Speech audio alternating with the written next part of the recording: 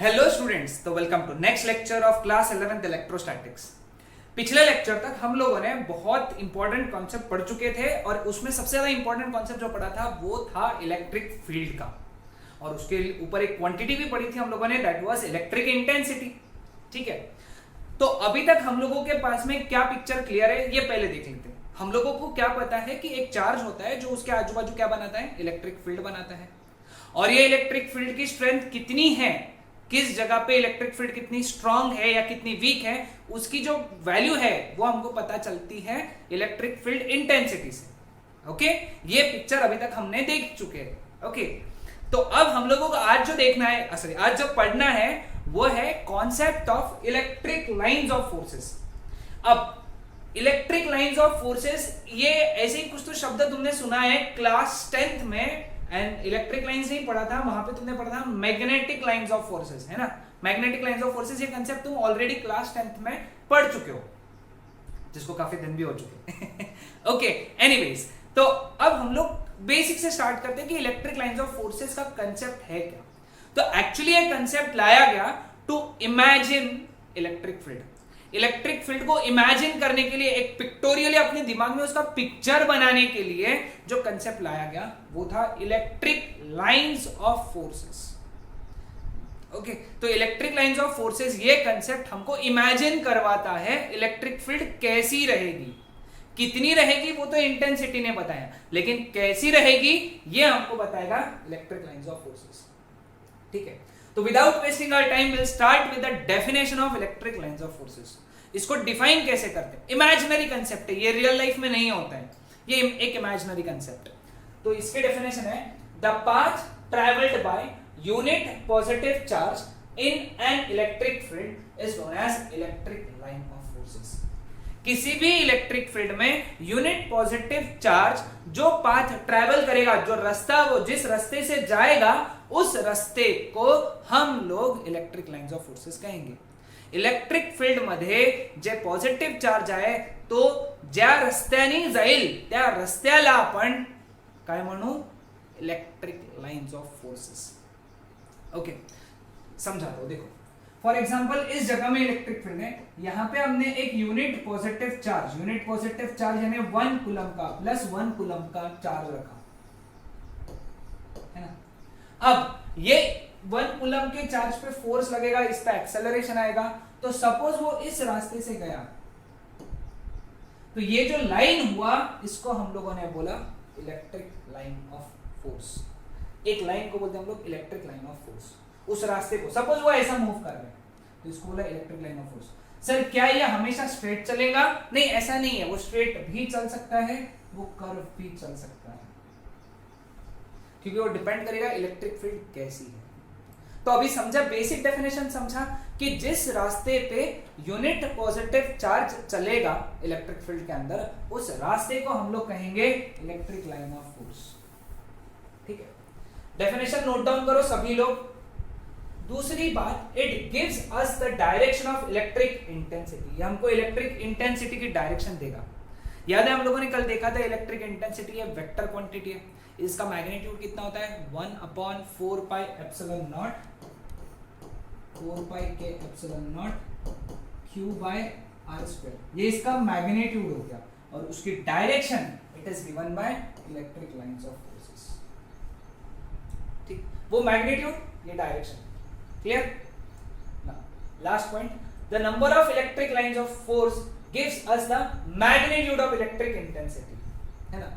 अब वहां पे अगर बहुत सारी इलेक्ट्रिक लाइंस ऑफ फोर्सेस हैं उस जगह पे, इसका मतलब वहां पे बहुत स्ट्रॉन्ग मैग्नेटिक फील्ड है। वहां कम इलेक्ट्रिक लाइंस ऑफ फोर्सेस हैं तो वो वीक इलेक्ट्रिक फील्ड। ठीक है, टेंशन मत लो, इसके जब प्रॉपर्टीज पढ़ेंगे ना, पूरा कंसेप्ट ही, पूरा पिक्चर क्लियर हो जाएगा। ओके, चलो आगे बढ़ते हैं हम लोग। नेक्स्ट हेडिंग दे दो, properties of electric lines of forces, है ना। प्रॉपर्टीज ये बहुत इंपॉर्टेंट है, एक एक याद रखना है आपने। पहली प्रॉपर्टी क्या है? सबसे पहले, it starts from positive charge and ends at negative charge, है ना। इसका मतलब ये है कि अगर ये ऐसी मैंने लाइन बताया तो इसका मतलब यहाँ पे पॉजिटिव चार्ज रहना चाहिए और यहाँ पे नेगेटिव चार्ज रहना चाहिए। पॉजिटिव चार्ज, नेगेटिव चार्ज, शुरुआत पॉजिटिव से होगी, खत्म, निगेटिव पे होगा, है ना, यानी सॉरी ये पॉजिटिव चार्ज है, ये निगेटिव चार्ज है, यानी लाइंस ऐसी भी जा सकती, ऐसी भी जा सकती, ऐसी भी जा सकती, ऐसी भी जा सकती। ये डायग्राम बना लो, यानी पॉजिटिव चार्ज से लाइंस हमेशा निकलेंगी और निगेटिव चार्ज पे लाइंस हमेशा टर्मिनेट होगी। तो इस पॉइंट को लिख के ये डायग्राम बना लो, तुमको क्लियर हो जाएगा। हमेशा ये पॉजिटिव चार्ज से निकलेंगी और निगेटिव चार्ज पे एंड होगी। ओके, हाँ, जो निकलेगी वो यहाँ एंड होगी क्या? जरूरी नहीं यहीं पे एंड होगी, किसी और निगेटिव चार्ज पे एंड हो सकती है। सिर्फ याद रखना है पॉजिटिव चार्ज से निकलेगी, निगेटिव चार्ज पे एंड होगी। दूसरा, it never intersect each other. दो लाइंस कभी इंटरसेक्ट नहीं करेगी, मतलब ये एक लाइन है तो दूसरी लाइन ऐसी हो ही नहीं सकती। इसका कारण ये है कि अगर ये इंटरसेक्ट करती है तो इस जगह पे दो निगेटिव की डायरेक्शन हो जाएगी, जो कि पॉसिबल नहीं है। किसी भी समय इलेक्ट्रिक फील्ड की दो डायरेक्शंस, एक जगह पे दो डायरेक्शंस पॉसिबल नहीं है। तो याद रखो point, they never intersect each other, वो इंटरसेक्ट नहीं करते। ये सभी पॉइंट्स इंपॉर्टेंट है, इसके ऊपर एमसीक्यू बनते हैं अपने सीईटी के अंदर। नेक्स्ट, दे कॉन्ट्रैक्ट लेंथवाइज। वो लेंथवाइज कॉन्ट्रैक्ट होने की टेंडेंसी रखते हैं, उनकी प्रॉपर्टी है कि वो लेंथवाइज कम होते हैं। लेंथवाइज कम होते हैं, ये पॉजिटिव है, ये निगेटिव है, ये लाइन है सपोज ये ऐसी, तो ये लाइन ऐसी कम होंगी। लेंथवाइज ये हमेशा कम होती है, हमेशा कम होती है। तो लेंथवाइज कम होगी मतलब पॉजिटिव इधर सरकेगा, निगेटिव इधर सरकेगा। अगर वो लेंथवाइज कम होंगी तो ये पॉजिटिव इधर सरकेगा, निगेटिव इधर सरकेगा। यानी ये क्या एक्सप्लेन कर रहा है? This point explains attraction between like charges.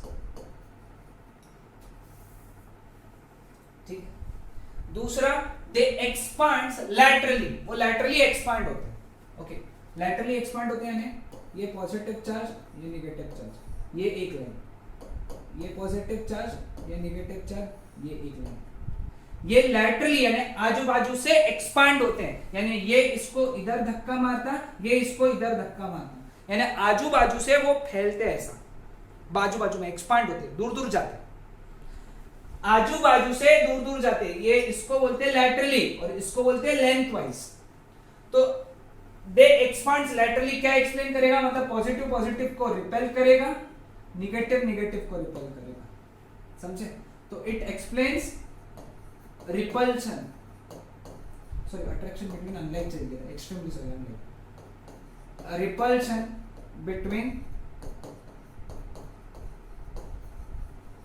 Like charges. ठीक है, जो भी मैं लिख रहा हूं बोर्ड के ऊपर लिखते चलो, नोट्स बनाते चलो ना। Tangent at any point gives the direction of electric field, है ना।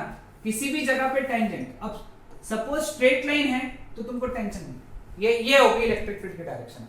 बट अगर ऐसा कर्व लाइन है, सपोज कर्व लाइन है, तो फिर यहां पे डायरेक्शन कैसे मिलेंगी? कर्व अगर इलेक्ट्रिक लाइन ऑफ फोर्सेस है तो तुमको क्या करना है? तुमको अगर किसी ने बोला कि इसकी डायरेक्शन क्या है, तो तुम्हारा पहला क्वेश्चन रहेगा सर किस पॉइंट पे? मैं बोलूंगा बेटा इस पॉइंट पे, तो तुम बोलोगे सर वहां पे टेंजेंट बना लो, ये है डायरेक्शन। मैं बोलूंगा इस पॉइंट पे, यहाँ टेंजेंट बना लो, ये डायरेक्शन। मैंने बोला इस पॉइंट पे, तो यहाँ टेंजेंट बना लो।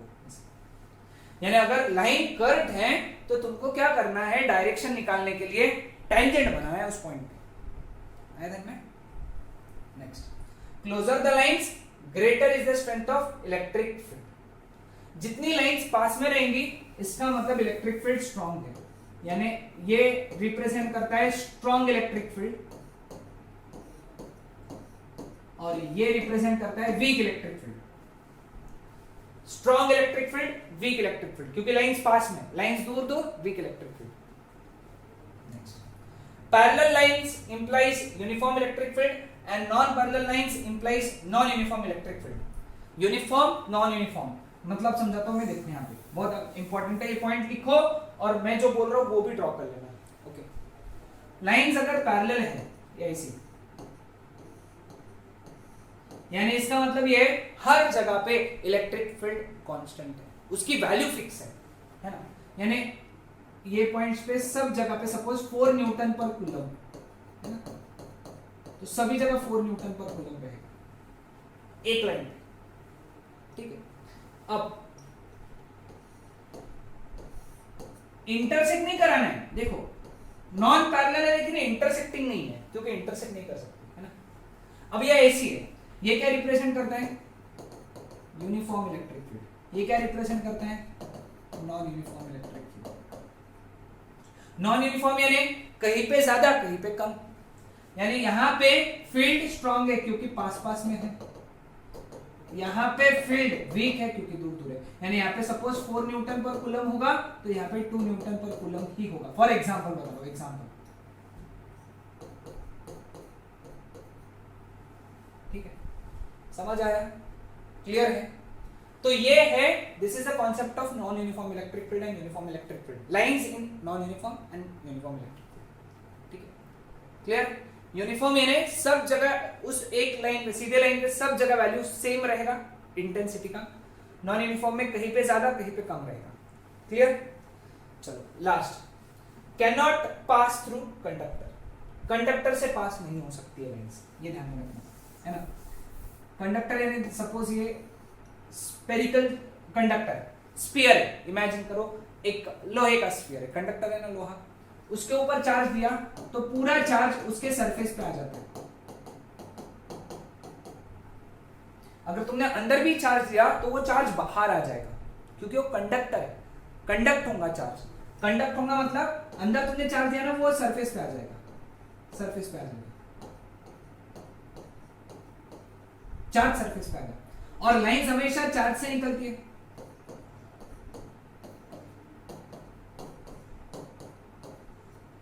ठीक है।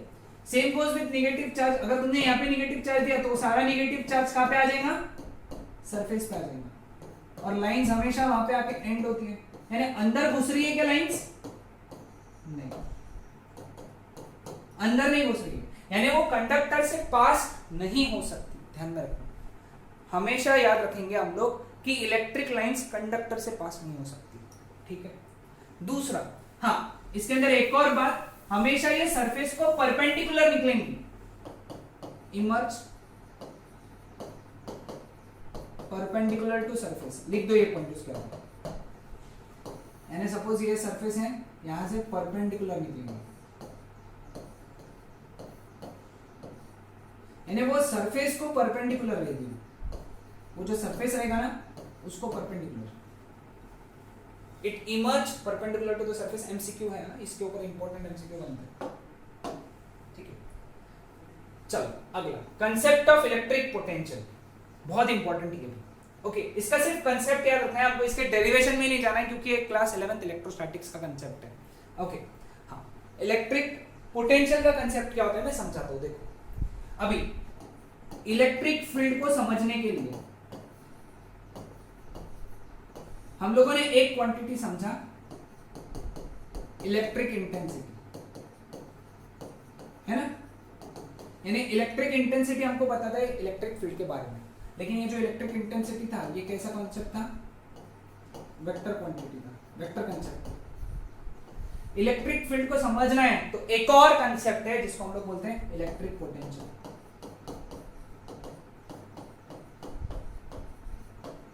तो इलेक्ट्रिक पोटेंशियल भी हमको इलेक्ट्रिक फील्ड समझने में ही मदद करता है, और ये एक स्केलर कंसेप्ट है,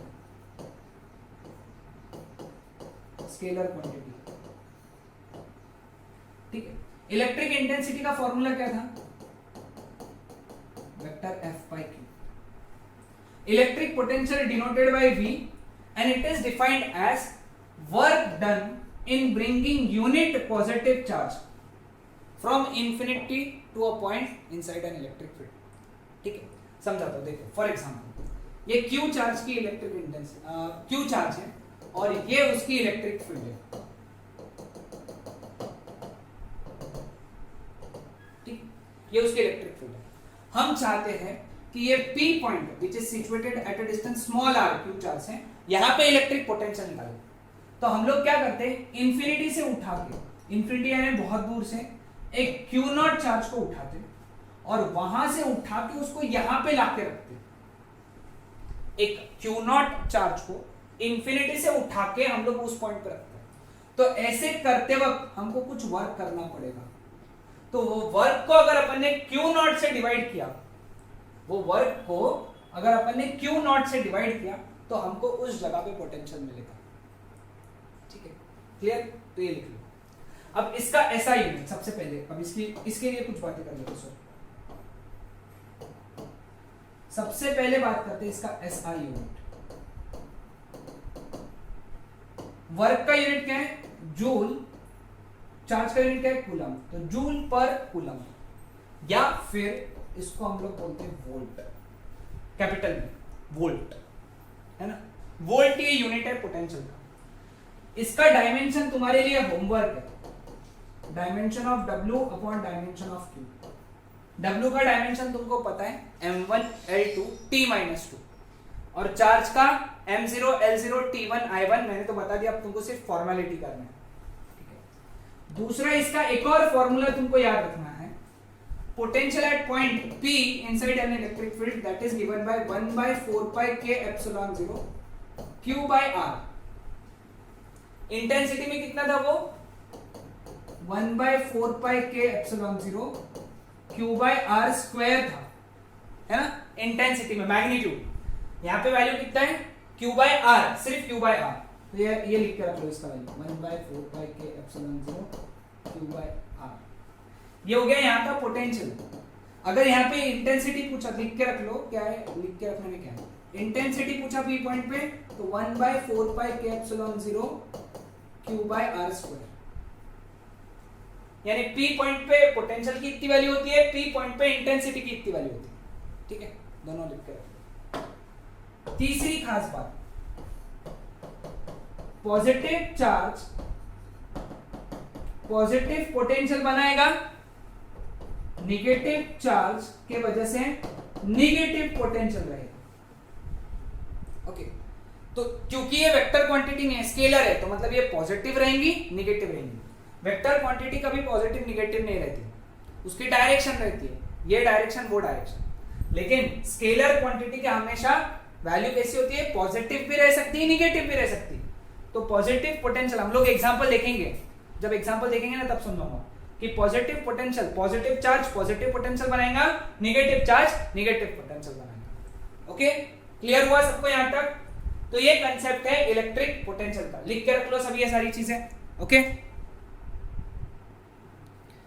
हाँ, तो ये सब कंसेप्ट हमको पोटेंशियल के बारे में याद रखना है। तो हम लोग क्या सीखे कि भाई अगर एक क्यू चार्ज है तो वो r दूरी पे कितना पोटेंशियल बनाता है? 1/4 pi k epsilon naught Q by R square.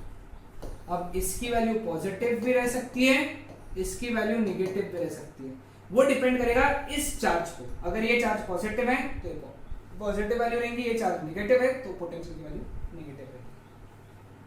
ठीक है, समझ आया सबको? Relation between electric field intensity and electric potential, E और V के बीच में क्या रिलेशन है ये देखना है। अब देखो V का वैल्यू देखते हैं। V का फॉर्मूला क्या था? 1/4 pi k epsilon 0 Q by R, और E का वैल्यू कितना था? 1/4 pi k epsilon 0 Q by R square. ठीक है, अब देखो यहाँ पे मैं क्या कर रहा हूं, मैं निकाल रहा हूं dV by dr। dV by dr, जो कांस्टेंट है वो बाहर, 1/4 pi k epsilon 0 Q constant है, डेरिवेटिव 1/r का लिया, 1/r का डेरिवेटिव क्या हो गया? 1/r का डेरिवेटिव पता है ना सबको, 1/4 pi k epsilon 0, 1/r का डेरिवेटिव माइनस 1/r स्क्वायर। तो इसको मैं लिख सकता हूं minus 1/4 pi k epsilon 0 Q by R square. लेकिन ये वैल्यू किसकी है? E की, माइनस साइन इधर फेंक दो, तो देयरफॉर हमको क्या मिलेगा? E is equal to minus dV by dr।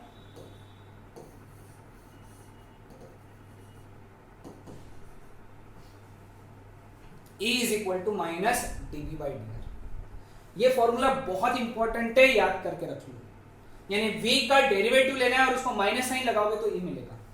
ठीक है, क्लियर। अब इसके ऊपर जब मैं एमसीक्यू डिस्कस करूंगा ना, तब न्यूमेरिकल में समझाऊंगा उसको यूज कैसे करना है, जब न्यूमेरिकल पढ़ेंगे तब, ये लेक्चर के एंड में, तो देखना पड़ेगा तब तक lecture. Concept of electric dipole है ना, इलेक्ट्रिक डायपोल का कंसेप्ट क्या है? कंसेप्ट ऑफ इलेक्ट्रिक डायपोल में सबसे पहला पॉइंट लिखो, ये इक्वल एंड अपोजिट चार्जेस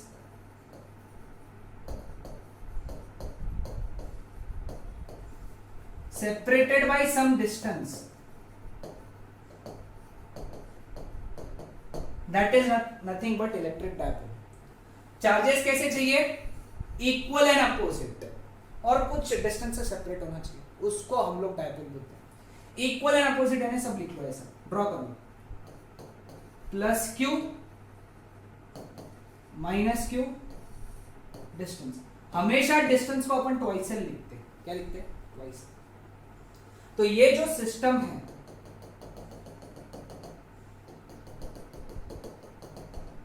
ये सिस्टम को हम लोग इलेक्ट्रिक डायपोल बोलते हैं। क्या बोलते हैं हम लोग इसको? Electric dipole. इलेक्ट्रिक डायपोल यानी चार्जेस इक्वल चाहिए, क्यू और क्यू, अपोजिट चाहिए, यानी एक प्लस क्यू एक माइनस क्यू। अगर ये प्लस 2q रहा तो ये माइनस 2q रहना चाहिए। ठीक है, ध्यान में रखना। तो equal and opposite charges separated by some distance, that is known as electric dipole. ठीक है, क्लियर। अब हर इलेक्ट्रिक डायपोल के लिए क्या डिफाइन होता है? एक इलेक्ट्रिक डायपोल मोमेंट डिफाइन होता है। तो next concept is electric dipole moment. ये हेडिंग देखिए, इलेक्ट्रिक डायपोल मोमेंट को कैसे डिफाइन करते हैं? इसको डिनोट करते हैं P से, वेक्टर क्वांटिटी। तो इसका मैग्नीट्यूड क्या होता है? वेक्टर क्वांटिटी तो मैग्नीट्यूड होना चाहिए। Magnitude of the charge, plus Q का मैग्नीट्यूड क्या है? क्यू। माइनस क्यू का मैग्नीट्यूड क्या है? क्यू। तो magnitude of the charge multiplied by distance between the charges, Q into twice L, ये हो गया मैग्नीट्यूड।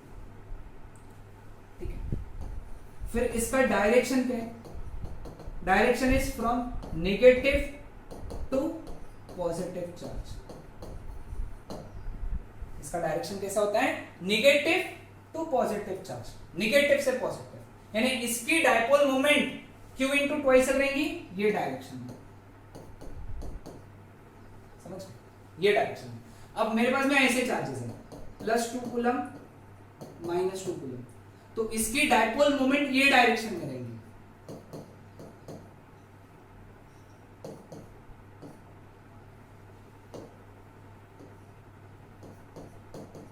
वेक्टर p का डायरेक्शन ये रहेगा, ऐसे माइनस से प्लस, नेगेटिव टू पॉजिटिव, है ना? SI यूनिट इसका क्या है? कूलम, ये लेंथ है मतलब metre, coulomb metre. Dimension homework मुझे बताना क्या लिखा तुमने डायमेंशन इसका, होमवर्क, क्योंकि कूलम का पता है, मीटर का पता है, लेंथ का पता है, चार्ज का पता है, लेंथ का पता है, तो निकाल लो। ठीक है, समझ में आया सबको? हाँ, ओके। नाउ सबसे इंपॉर्टेंट बात है, वापस से ड्रॉ कर देता हूं मैं, +q -q। अब इसके लिए कुछ बातें ध्यान में रखना है। इसको बोलते हैं पॉइंट O। ठीक है, ये डिस्टेंस रहेगा L, ये डिस्टेंस रहेगा L। ये O को हम लोग कहते हैं सेंटर ऑफ डायपोल। क्या बोलते हैं? Centre of dipole. ठीक है, ये जो लाइन है इसको हम लोग बोलते हैं एक्सिस ऑफ डायपोल। क्या बोलते हैं हम लोग उसको? Axis of dipole. ये लाइन को एक्सिस ऑफ डायपोल। ठीक है, कौन सा colour? Blue. Axis of dipole को जो परपेंडिकुलर होता है उसको हम लोग बोलते हैं इक्वेटोरियल। इक्वेटोरियल एक्सिस या equatorial line. Okay, equatorial line या फिर सिंपल इक्वेटर भी बोल सकते हो तुम, इक्वेटर भी बोल सकते, इक्वेटोरियल लाइन भी बोल सकते, एक ही बात, कोई ज्यादा फर्क नहीं है। ई वाला शब्द है इसको बोलेंगे इक्वेटर, इसको बोलेंगे एक्सिस, इसको बोलेंगे सेंटर, ये हो गया प्लस चार्ज, ये हो गया माइनस चार्ज, ये हो गया एल, ये हो गया एल, बस दैट्स इट। इतनी चीजें याद रखना है तुमको, ठीक है? समझ में आया? क्लियर है? अब कुछ भी बोलो भाई साहब, डायपोल है तो चार्ज है, चार्ज है तो इलेक्ट्रिक पोटेंशियल भी है, मतलब इलेक्ट्रिक इंटेंसिटी भी है, इलेक्ट्रिक पोटेंशियल भी है। समझ में आया? वापस समझा दो। डायपोल बोले तो क्या है? चार्ज। चार्ज बोले तो इलेक्ट्रिक इंटेंसिटी भी आती है, इलेक्ट्रिक पोटेंशियल भी आता है, क्योंकि हर चार्ज के लिए एक इलेक्ट्रिक इंटेंसिटी होती है और एक इलेक्ट्रिक पोटेंशियल होते हैं। यानी पूरे डायपोल के लिए भी इलेक्ट्रिक इंटेंसिटी और इलेक्ट्रिक पोटेंशियल होता है। बहुत इंपॉर्टेंट कंसेप्ट है, वो हमको पढ़ना है। लास्ट कंसेप्ट है आज का, which is last but second, last इसका नहीं पढ़ो। Electric intensity and electric potential due to electric dipole. कितना इलेक्ट्रिक हो गया है ना, बहुत इलेक्ट्रिक हो गया है ना। ठीक है, चलो आसान सा कंसेप्ट है, समझ लेंगे, बहुत आसान है। ठीक है, सिचुएशन समझा देता हूं। हमारे पास में एक प्लस क्यू माइनस क्यू, ये डायपोल है, सेपरेटेड बाय सम डिस्टेंस, ये हो गया सेंटर, ये लेंथ एल, ये लेंथ एल। ठीक है, सपोज एक पॉइंट पी है, पी, ठीक है, पी ने सेंटर के साथ में जो लाइन बनाया वो डिस्टेंस आर बन गया, उसका सेंटर से डिस्टेंस हो गया आर, और उसने एक्सिस ऑफ डायपोल के साथ में एंगल जो बनाया वो थीटा एंगल बनाया। ठीक, क्लियर? ये पी पॉइंट, तो पी पॉइंट को हम लोग एक 2 minute, I be just back, है ना, 2 मिनट। हाँ, तो पी पॉइंट हमारा कैसा पॉइंट है? कैसा पॉइंट है? एनी पॉइंट है जो कि सिचुएटेड है at a distance r from centre, और उसका एंगल है थीटा विद हॉरिजॉन्टल। ठीक है, क्लियर विद दिस?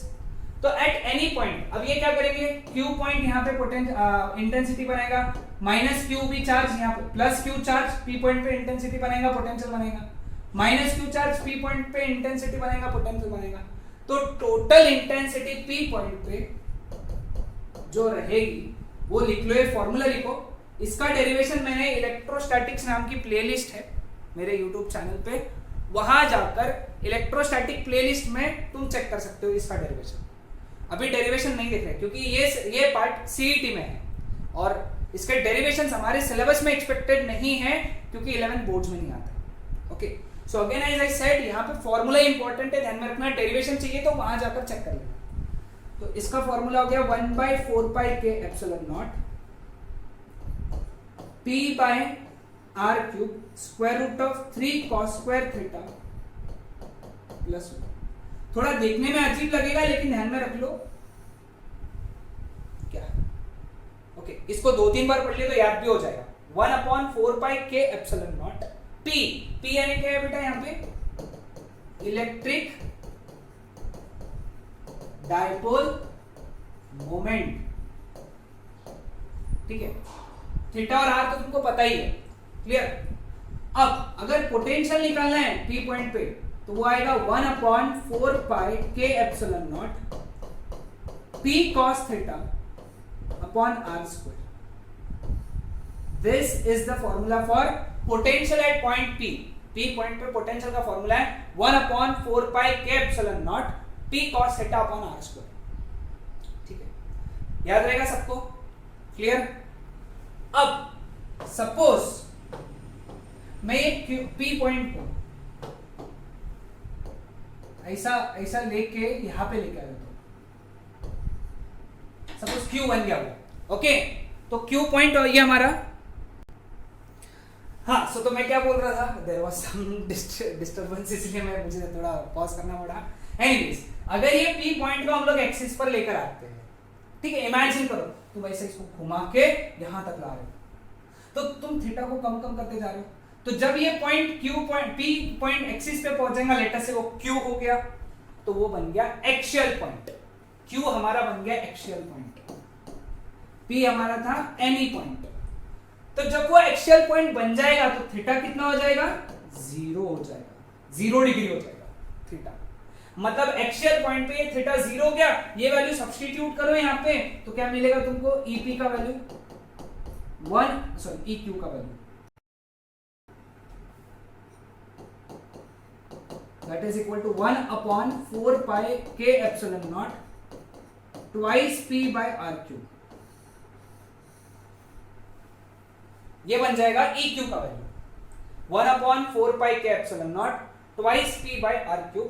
और जब ये क्यू पॉइंट एक्सिस पे पहुंच जाएगा तो थीटा 0 है, तो पोटेंशियल का वैल्यू कितना हो जाएगा? cos 0 कितना होता है? 1 होता है, तो कितना हो जाएगा? 1 अपॉन 4 पाई के epsilon 0 p by r square, p by r square. ठीक है, ध्यान में है सबको?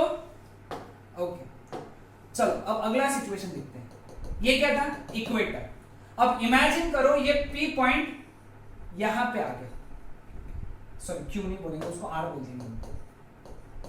ये डिस्टेंस R है, ये वाला डिस्टेंस भी R ही था बेटा, R ही था। ठीक है, यानी अब P पॉइंट ऐसा इक्वेटर पे आ गया। जब इक्वेटर पे आया तो थीटा कितना हो गया? 90 डिग्री। तो इक्वेटोरियल पॉइंट के लिए थीटा 90 डिग्री रहेगा, ये पॉइंट रहेगा R हमारे लिए।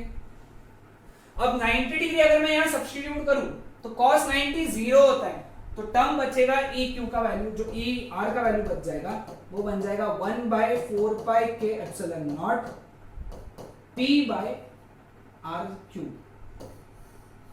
ये ई आर का वैल्यू बना, और वी आर का वैल्यू बना 1 अपॉन 4 पाई, सॉरी cos 90 0 हो गया तो पूरा टर्म ही 0 हो गया, तो ये 0।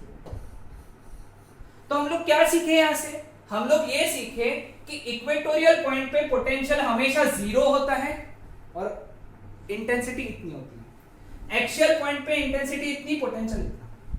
ठीक है, अब इसके लिए कुछ पॉइंट्स और लिख के रख लो, फॉर्मूले से, इंपॉर्टेंट फॉर्मूले से नोट डाउन करना है। ओके, अगर मैंने एक्सियल पॉइंट के इंटेंसिटी से इक्वेटोरियल पॉइंट के इंटेंसिटी को डिवाइड किया, यानी इन दोनों को डिवाइड किया मैंने, in short E Q by E R निकाला मैंने। अब वो क्यू और आर थोड़ी नहीं पाएंगे, तो ई एक्सियल अपॉन ई इक्वेटोरियल, तो इसका रेशियो आएगा 2:1, हमेशा 2:1 आएगा। एक इंपॉर्टेंट एमसीक्यू बनता है इसके ऊपर, तो याद रख लेना इसे। तुम जितने अच्छे से इसके फॉर्मूले याद करोगे उतना अच्छा रहेगा तुम्हारे लिए। एक बार ध्यान में रखना, सभी टर्म्स तो तुमको पता ही है ना, आर डिस्टेंस है, थीटा एंगल है, पी इलेक्ट्रिक डायपोल मोमेंट है, दैट्स इट। 1/4 पाई के डाइलेक्ट्रिक कांस्टेंट है, स्मॉल के, एब्सोल्यूट परमिटिविटी है, इसका वैल्यू अपन 9 × 10⁻⁹ ले लेते है कि नहीं? हाँ, तो बस ये बातें ध्यान में रखना है electric intensity and electric potential के। क्लियर? लास्ट कंसेप्ट आज का थ्योरेटिकल कंसेप्ट, फिर हम लोग एमसीक्यूज डिस्कस करेंगे इसके। Torque on an electric dipole. Torque on an electric dipole का कंसेप्ट क्या है सर? देखो, सपोज ये एक ऐसी इलेक्ट्रिक फील्ड है, इलेक्ट्रिक फील्ड का डायरेक्शन ये है, इसका मतलब यहां पे सब पॉजिटिव चार्ज रहा होगा और यहां पे सपोज सब नेगेटिव चार्ज रहा होगा, है ना? तभी तो इलेक्ट्रिक फील्ड की डायरेक्शन ये रहेगी ना, पॉजिटिव टू नेगेटिव। ठीक है, इसके अंदर एक चार्ज ऐसा डायपोल रखा है,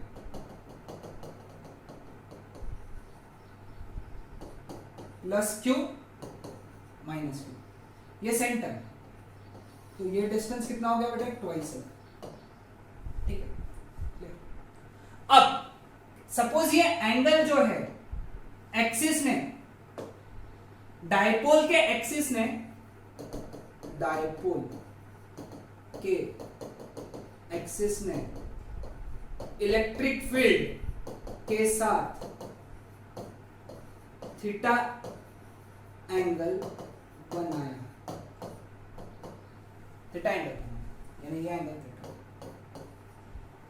ठीक है, अब क्या होगा देखो यहां पे। अब सबसे पहली बात, नेगेटिव नेगेटिव को रिपेल करेगा, पॉजिटिव पॉजिटिव को रिपेल करेगा। अब तुमको याद है मैंने इलेक्ट्रिक फील्ड यानी इसके पहले वाले लेक्चर में बताया था कि जब एक क्यू चार्ज ई इलेक्ट्रिक फील्ड में रखा होता है तो उस पर फोर्स लगता है क्यू इंटू ई फोर्स लगता है, पिछले लेक्चर में देखा था। तो इस पे क्यू इंटू ई फोर्स इधर के डायरेक्शन में लग रहा है, इस पे क्यू इंटू ई फोर्स इधर के डायरेक्शन में लग रहा है।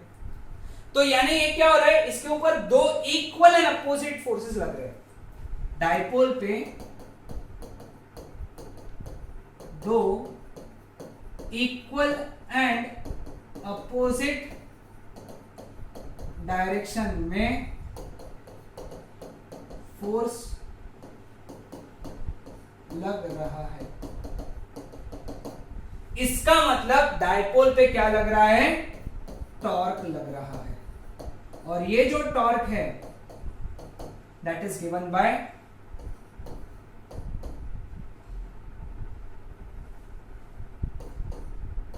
P cross E। मैग्नीट्यूड देखेंगे तो PE sin theta. Note down कर लो, फॉर्मूला बहुत इंपॉर्टेंट है कि जब एक इलेक्ट्रिक डायपोल जिसकी डायपोल मोमेंट P है वो इलेक्ट्रिक फील्ड E में रखा है सच दैट उसके एक्सिस ने इलेक्ट्रिक फील्ड के साथ में एंगल बनाया थीटा, तो उस पे जो टॉर्क लगता है वो लगता है PE sin थीटा। अगेन इसका डेरिवेशन हमारे सिलेबस में नहीं है, तुम डेरिवेशन के लिए चेक कर सकते हो इलेक्ट्रोस्टैटिक्स के प्लेलिस्ट में। ओके, तो यहां पे सिर्फ फॉर्मूला तुमको याद रखना है, torque is equal to PE sin theta. Clear with this? बहुत इंपॉर्टेंट फॉर्मूला, बहुत इंपॉर्टेंट। थीटा P और E के बीच का एंगल है, ऐसे समझ लो। Okay, clear? आगे बढ़ते हैं हमारे पहले एमसीक्यू की तरफ। The SI unit of potential is volt. ये इंटेंसिटी का यूनिट है, ये भी इंटेंसिटी का यूनिट है, वोल्ट। हाँ, या फिर जूल पर कूलम, दोनों करेक्ट है। Next, the potential at a point varies as that much. What will be the electric field at point 2 minus 1? ठीक है, अब देखो ये कैसे सॉल्व करना है। हमको मालूम है E is equal to minus dV by dr होता है। अब यहाँ पे V का इक्वेशन x और y में है, तो फिर क्या करना है यहाँ पे क्या करेंगे, पहला एक निकालेंगे Ex minus dV by dx से, फिर निकालेंगे Ey minus dV by dy से, और फिर इक्वेशन लिखेंगे vector E is equal to Ex i cap plus Ey j cap, या फिर E का फॉर्मूला लिखना है तो under root of Ex square plus Ey square. Magnitude पूछा तो ये, वेक्टर पूछा तो ये। ठीक है, अब Ex कैसे निकालेंगे देखो, माइनस डेरिवेटिव ऑफ V का इक्वेशन क्या है बेटा, 4x square minus 2y। Derivative निकाला इसका तो इसका डेरिवेटिव 0 क्योंकि कांस्टेंट है, x के रिस्पेक्ट में y तो कांस्टेंट है, तो इसका डेरिवेटिव कितना आएगा 8x, तो माइनस 8x। और पॉइंट क्या है 2 माइनस 1, तो यानी x की वैल्यू कितनी है 2, y की वैल्यू कितनी है माइनस 1, x की वैल्यू कितनी है 2, तो सब्स्टिट्यूट किया तो माइनस 16 न्यूटन पर कूलम हो गया Ex। सेम Ey के लिए, Ey is equal to minus derivative of 4x square y की वैल्यू 2y। अब ये कांस्टेंट हो गया y के हिसाब से, तो x कांस्टेंट होता है तो उसका डेरिवेटिव 0 हो गया, माइनस माइनस हो गया प्लस, तो 2y का डेरिवेटिव 2 आ गया, है ना। अब y की वैल्यू माइनस 1 है, लेकिन एक्चुअली इस इक्वेशन में कुछ भी नहीं ना, ना ही x है ना ही y है, मतलब Ey की वैल्यू हो गई 2 न्यूटन पर कूलम, 2 न्यूटन पर कूलम। ठीक है, अब अगर तुमको वेक्टर पूछा, अगर ऑप्शन में वेक्टर रहा तो तुम क्या लिखोगे, minus 16 i cap plus 2 j cap, और अगर मैग्नीट्यूड पूछा तो square root of minus 16 square plus 2 square. 16 का स्क्वायर 324 है ना, 324 है ना, 16 का square, sorry extremely sorry, 16 16 16 goes up 20, 256 plus 2 का स्क्वायर 4, तो रूट 260 न्यूटन पर कूलम। अगर E पूछा तो, वेक्टर पूछा तो E, सॉरी 18 का स्क्वायर 324 है ना। ठीक है, ठीक है, तो कभी कभी मिस्टेक हो जाता है। ओके चल, ये ध्यान में है सबको कैसे सॉल्व करना है। ओके, इसके ऊपर के प्रैक्टिस एमसीक्यू मैंने टेस्ट में डाले, वो देख लेना, सॉल्व करना। Dimensions of electric dipole moment are, electric dipole moment के डायमेंशन मैंने वैसे तो तुमको होमवर्क दिए थे, dimension of Q and dimension of twice L। m0 l0 t1 i1 और इसके आएंगे l1, तो आ गए m0 l1 t1 i1। ठीक है, clear with this? Now electric dipole of that moment P is kept in a position of stable equilibrium in uniform electric field of intensity E. The torque required to rotate when the dipole makes an angle theta with the initial position is, torque का formula P E sin theta, है क्या? तो simple formula है ना? Okay, चलो, electric potential at point 2 metre from 4 millicoulomb charge. Electric potential का formula 1/4 pi k epsilon naught Q by R। इसका value कितना लेते हैं हम लोग? 9 into 10 to the power 9। Q का वैल्यू कितना? 4 into 10 to the power minus 3, क्योंकि 4 मिलीकूलम है, अपॉन R का value 2, 2 1 2 2 2 into 9 18 into 10 to the power 6 volt. आसान? ओके, लास्ट क्वेश्चन आज का, बहुत बड़ा बन गया है वीडियो। लास्ट क्वेश्चन क्या है? A point is situated at a 4 metre from 8 coulomb charge and 8 metre from -16 coulomb charge. What is the net potential at that point? है ना, अब उस पॉइंट पे जो नेट पोटेंशियल रहेगा वो पहले चार्ज की वजह से पोटेंशियल प्लस दूसरे चार्ज की वजह से पोटेंशियल। पहले चार्ज की वजह से पोटेंशियल कितना रहेगा? 1/4 pi k epsilon not into पहला चार्ज कितना है? 8 अपॉन उसका डिस्टेंस 4 प्लस दूसरे चार्ज की वजह से 1/4 पाई k एप्सिलॉन नॉट, दूसरा चार्ज कितना है? -16, उसको माइनस ही लेना, अपॉन उसका डिस्टेंस कितना है बेटा? 8। ठीक, अब 4 1 जा 4 2 जा, तो 1/4 pi k epsilon not common निकला, तो पहले वाले में से बचा 2, 8 1 जा 8 -2 जा, तो ये -2। समझा? तो टोटल अगर मारा तो ये आंसर 0 आ जाता है, तो नेट पोटेंशियल बिकम्स 0।